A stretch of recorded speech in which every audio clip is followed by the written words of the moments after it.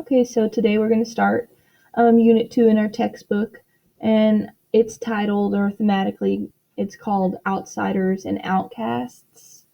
And so the unit really focuses on the idea of social isolation and how it's a common thread throughout literature. And so what we're really asking ourselves is social isolation or being an outsider and outcast so common in literature because being alone is just a natural part of being alive? Um, is the experience of being an outsider a universal experience? Do a lot of people feel that way? And on the flip side of that, do people need to belong? Is there an inherent need to belong? And so the first thing we are going to do is read this piece called Isn't Everyone a Little Bit Weird? And so this is kind of, it's an argumentative essay. And an argumentative essay is a type of writing where an author states and then they defend their position on a topic. This is the type of writing that you're going to be writing for STAR and at the end of the unit. And so as we read, I want you to pay attention to the different ways the writer builds their case, right? What is their position, their thesis, their claim, and how are they supporting that? So again, pay attention to the different ways they support their main point, their opinion.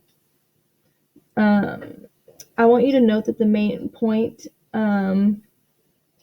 is clearly stated in this text, and then the author does give you a series of arguments to defend their main point, and then they reinforce that at the end. So that's your hint, right? In the beginning, they're going to state their claim, they're going to give you some main reasons, and at the end, they're going to reinforce those reasons.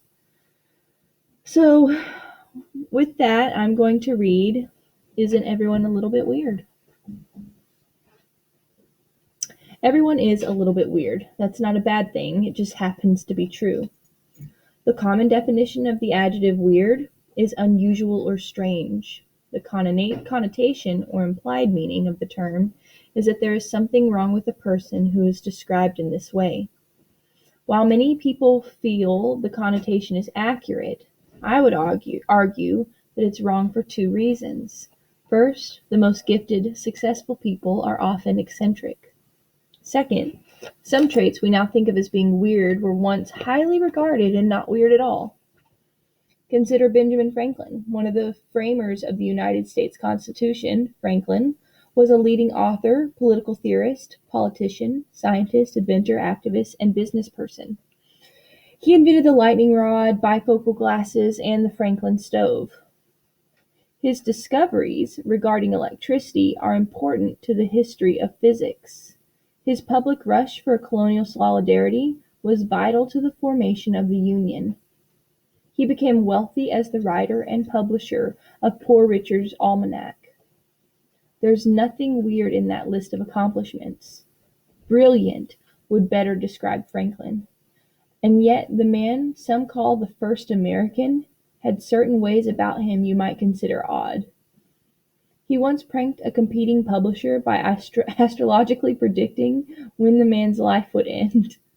He created his own alphabet, dispensing the letters C, J, Q, W, X, and Y, and adding others he had made up to stand in for common sounds. He is said to have favored air baths, often writing his essays and letters while sitting in a cold room with nothing on. Some aspects of Franklin's life that people might see as weird would have been viewed as unremarkable during his lifetime. Take, for example, his appearance. In famous portraits, he wears ruffled shirts, breeches, and tight stockings pulled up to the knee. He wore his hair long well into old age. Today's viewers of those portraits might think him odd, and those were common fashion in his era. But those were common fashion in his era. Likewise, consider Franklin's education. He quit school at age 10 and was apprenticed as a printer at age 12, a career move that today would be considered both weird and illegal. Perhaps Franklin's oddness actually sparked his genius. He saw things in a way that challenged what other people accepted as fact. Additionally, he had the courage to communicate his insights, act on them, and turn them into achievements. It may have been Franklin's weirdness that made him great. Some might argue, that sentence stem tells me that we're going to be introducing a concession. Some might argue that weird people are just plain weird. By most people's standards, an undressing man sitting in a cold room writing in a quill pen is undoubtedly strange. But that view of human nature is too narrow. It doesn't recognize the important idea that many of those who see things differently turn out to be the most creative and ingenious among us. There's a concession and a refutation in paragraph 7, right? Some might argue that this is it. They're wrong because of this reason.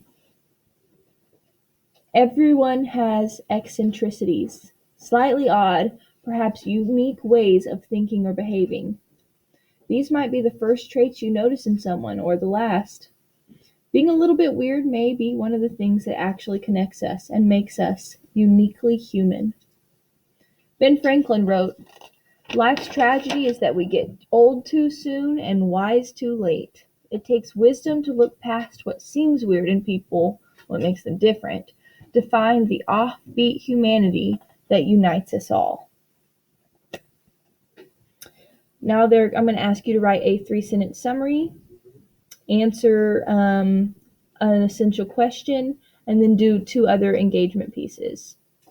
Email your teacher if you have any questions or you need any help with this assignment.